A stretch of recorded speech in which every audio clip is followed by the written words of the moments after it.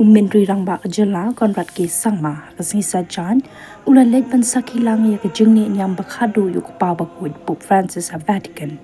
da ka basnok tilang bad ki lang ngut ki padba bad ki nongelam na ki ri jong perthei Menteri Rangba ulong bauso kamen sim ban yo yakalat ban don lang St. Peter Square ban yo ai khuble khatduh yuk pa bakut ha ke ni ka sngi da ka bapen pau ya ka jingkemen bola yo ban kendu yo Pope Francis hakapor budang Menteri Rangba ule thu ba ka jing yo ban don lang hakane ka sngi pa khatduh kala pendap yak men sim jong u hakawei pat ka liang Menteri Rangba ulo ongru ba uni ukpa ba khut komba ujule hakapor budang kum taru wat hakasngi ki ba khatduh jong u ula yo ban lumnun ya ki nong yalam na keleng kiri jong ka perthai bakin ya kandu lang krui hakani ka sngi ya Menteri Rangba hakani ka sngi na senran do officer on special duty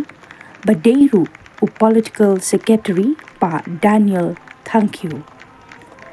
dang hau no pra jong snam arhajar arpua Menteri Rangba ulai kandu ya Pope Francis ryngkat ka jingkar pat ba undu wailang na ka benta ka jila Meghalaya mat ki nong shong shnong jong ka.